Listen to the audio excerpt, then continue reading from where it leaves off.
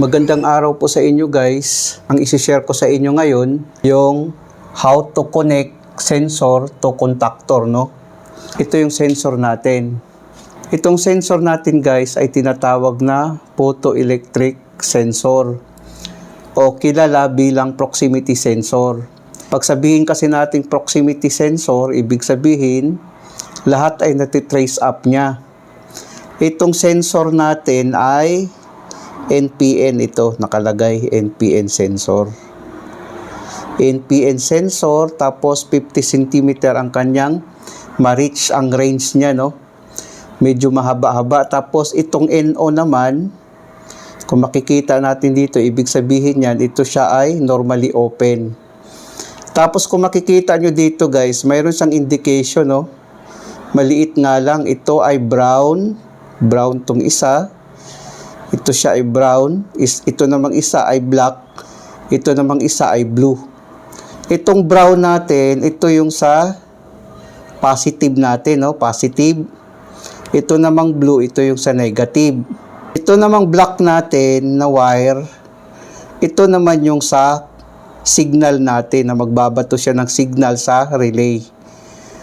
Ang sensor natin guys, mayroon siyang, kung makikita natin dito, mayroon siyang 6 to 36 volt DC, no? Ibig sabihin, kaya niyang makarry ang 6 volts at hanggang sa 36 volts, no?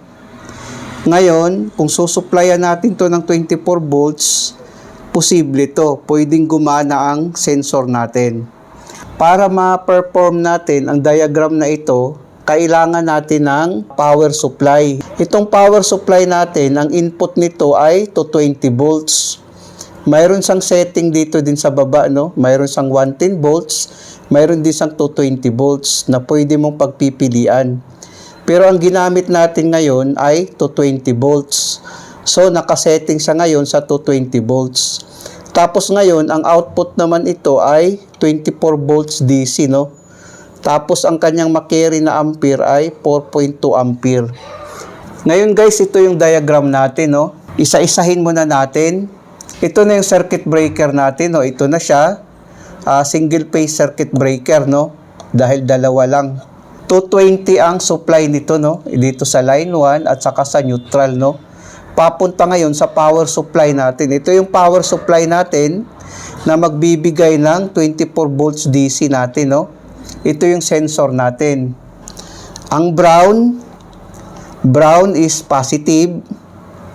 Ang black, yun yung magbibigay command sa ating relay. Tapos ang blue naman, itong blue, papunta ngayon sa negative natin. Yun ang connection niya, no? Tapos ito namang R, ito na yung relay natin, no? Ito na yung relay. Itong MC, ito na yung magnetic contactor natin. Ang relay natin guys ay 24 volts DC natin kinabit, no? 24 volts DC yung relay natin sa coil. Tapos ang sa magnetic contactor naman natin ay sa 220 volts AC. AC ito guys. Kaya nga ang connection niya ay magkaiba.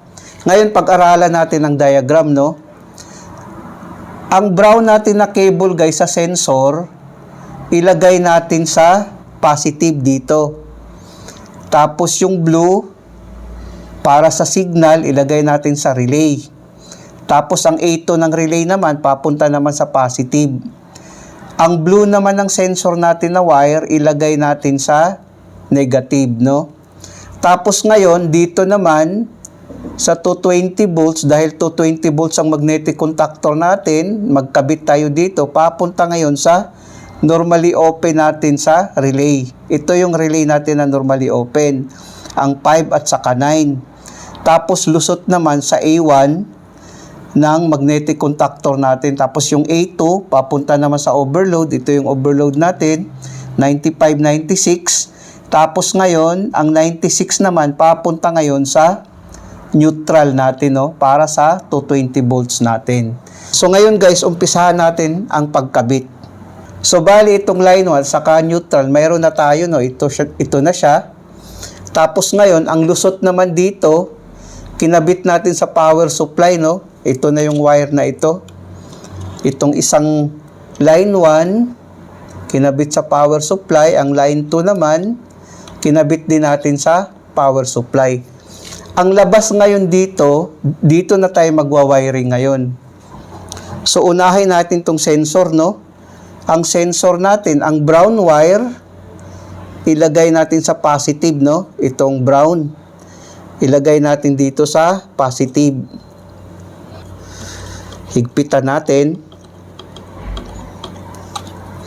Tapos, ang kasunod naman yan, ang black wire, papunta ngayon sa A1 natin, no? Sa A1 ng relay natin, itong relay natin. So, ilagay natin dito sa A1. Tapos, higpitan natin, no? Nilagay na natin, higpitan natin.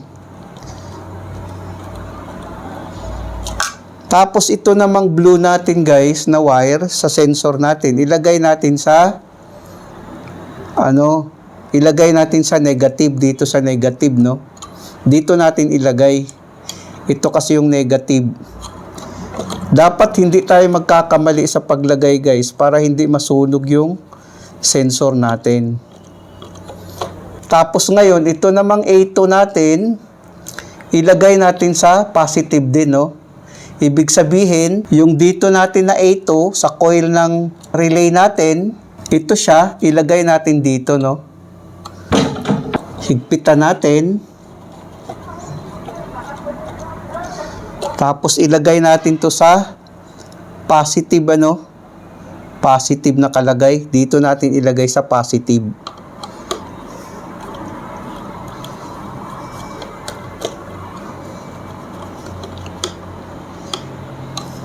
Ang kasunod naman yan, dito naman tayo, no, sa circuit breaker natin. Iganon muna natin, no. Maglagay tayo sa circuit breaker. Papunta ngayon sa normally open ng relay natin. Lagay natin to. Dapat nakapatay yung circuit breaker natin, guys, no, para hindi tayo makuryente. Ilagay natin to. Higpitan natin. Tapos papunta ito sa number 5, no? Yung number 5 natin dito sa kabila. Dito natin ilagay. Higpitan natin. Tapos ang kasunod naman yan sa 9, no? Sa 9 ng relay natin. So, ibig sabihin, dito natin ilagay. Papunta ngayon sa A1 natin, no? Bali, galing dito, papunta ngayon dito sa A1 natin. Higpitan natin. Tapos papunta sa A1 ng magnetic contactor natin, no? Dito natin ikabit.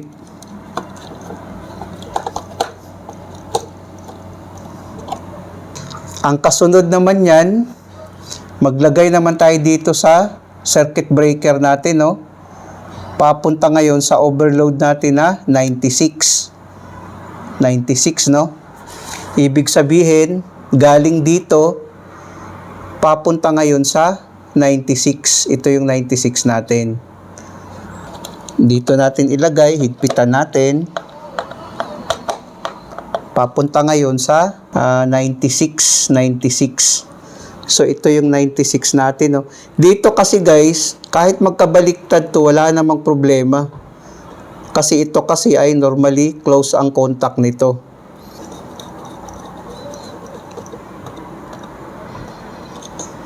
Tapos, ang kasunod naman yan, sa 95, papunta ngayon sa A2 natin.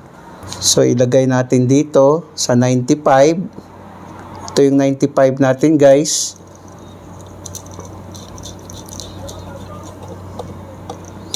Papunta ngayon sa A2 ng magnetic contactor natin, no? Dito natin ilagay ngayon sa A2. Bali, galing dito, papunta ngayon dito, no?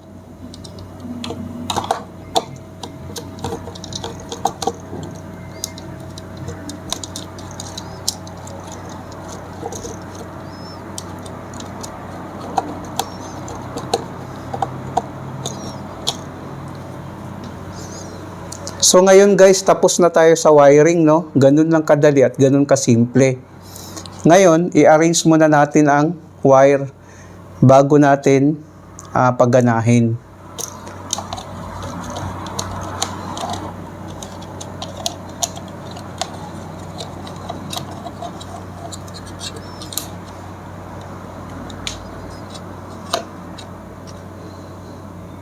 Ngayon, try natin ngayon i-on.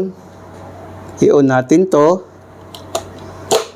Yan, naka-on na siya guys, no? Ngayon, i-try natin ngayon itong sensor natin. Ito yung sensor natin. So, kung makikita natin guys, 50 cm, kaya niyang ma-sense, no? Kung makikita natin, nag-activate yung contactor natin, no? 50 cm kasi ang range ng sensing niya, no? Ayan, no? Kung makikita natin, malayo pa lang yung kamay mo, nasi-sense na niya. Gumana ngayon ang contactor natin, no? Dahil proximity sensor ito, guys, lahat nito ay masi-sense, pati itong karton. Tingnan mo yung karton, nasi-sense din niya. Ayan, no? Kahit malayo, nasi-sense niya, guys, oh, kung makikita natin. Tapos ito namang kahoy, i-try natin itong kahoy. Nasi-sense pa rin niya, oh, kahit malayo. Tingnan mo. Oh, kahit malayo, nasi-sense niya. Gumagana ang contactor natin. Yun ang kagandahan sa sensor natin, guys, no? Itong NPN sensor.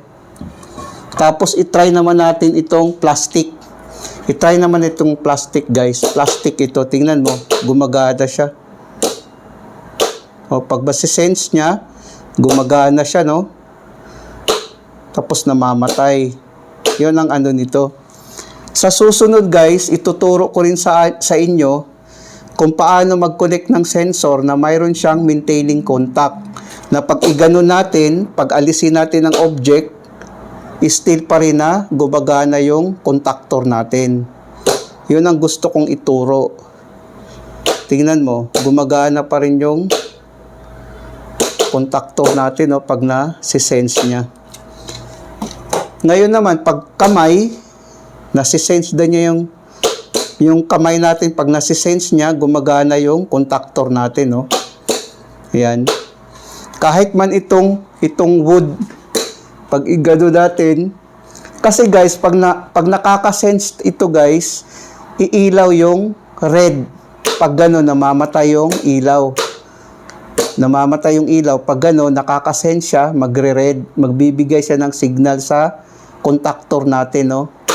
Pag gano'n, namamatay, gano'n, umiilaw. Kasi itong proximity sensor natin, guys, kahit ano kasi nito, kahit tubig, plastic, metal, nasi-sense niya. Sa susunod, guys, ituturo ko sa inyo kung paano magkabit. Pag itong sensor, nakaka-sense siya ng gano'n, nasi-sense niya yung object, gagana yung contactor natin. Pag alis, still pa rin na gumana yung contactor natin, no? Sana guys, makapagbigay ito ng kunting kaalaman sa mga baguhan. Maraming salamat sa inyo guys, hanggang sa muli.